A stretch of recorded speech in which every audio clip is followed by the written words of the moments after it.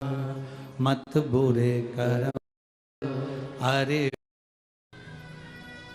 शिव कथा कर रही है, आए हो जाना ही है, बस इस शरीर से कोई अच्छा कर्म कर कर चलेगा। अरे मत बुरे कर्म कर बंदे, वरना पछताएगा।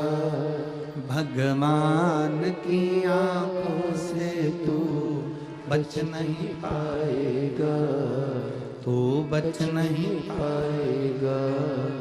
अरे ओ अज्ञानी मत करना नादानी, अरे ओ अज्ञानी मत करना नादानी। तेरे कर्म का फल भी तू ही पाएगा, जैसा किया तूने तेरे आगे आएगा। मत बुरे कर्म कर बंदे, वरना पछताएगा। भगवान की आंखों से तू बच नहीं पाएगा, तू बच नहीं पाएगा। अरे ओ अज्ञानी मत करना। ये हमारे कर्म की गति का भोग हमको भोगना है।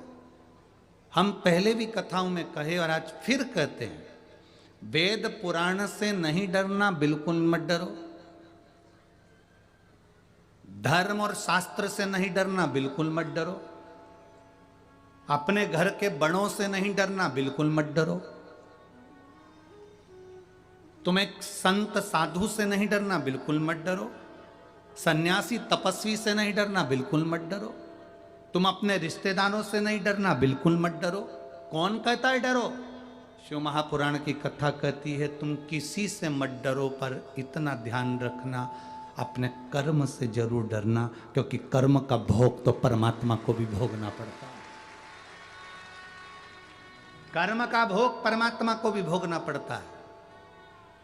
छुप कर एक बाण मेरे राम जी ने बाली को मारा था।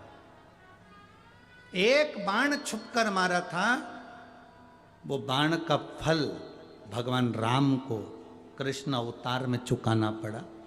बाली को छुपकर मारा था, उसी बाली ने छुपकर कृष्ण अवतार में जरा नाम का व्याघ्र बनकर बाण छोड़कर मारा, जो भगवान कृष्ण के पांव के तलवे में लगा।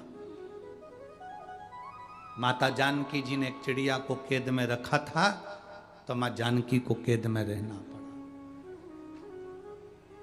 हमारे कर्म की गति का भोग हमको भोगना है। किसी से नहीं डरना, बिल्कुल मत डरो, पर अपने कर्म से जरूर डरो। कर्म का भोग प्रत्येक को भोगना पड़ता है, चाहे वो परमात्मा क्यों ना हो, उसको भी भोगना है।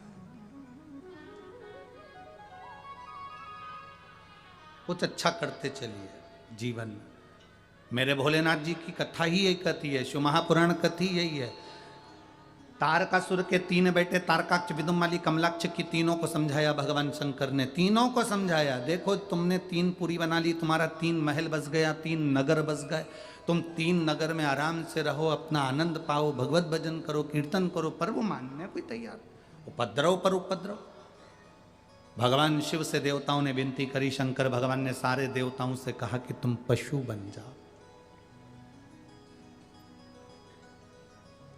सारे देवता पशु बन गए।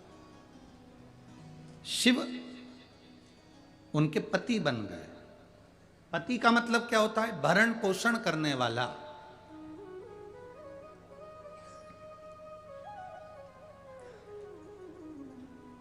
पति का मतलब केवल एक यही नहीं होता कि करवा चौथ पे चलनी में मुंह देख लो।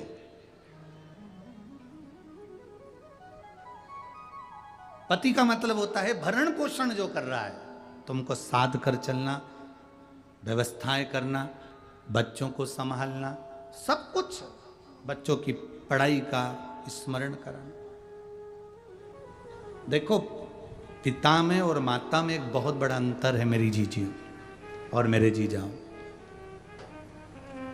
पिता और माता में सबसे बड़ा अंतर यह है कि पिता बच्चों को अच्छी एजुकेशन दे, पिता अच्छी कमाई करे, बच्चों को अच्छी ट्यूशन दे, पिता बच्चों को अच्छे कपड़े पहनाए, पिता बच्चों को, परिवार को अच्छा भोजन कराए, यह पिता का काम है। और माता का काम है, पिता से ज़्यादा काम है माता का। माता का काम है केवल बच्चों को बड़ा नहीं करना है, अपने बच्चों को संस्कारवान बनाना है, ये माता का काम है।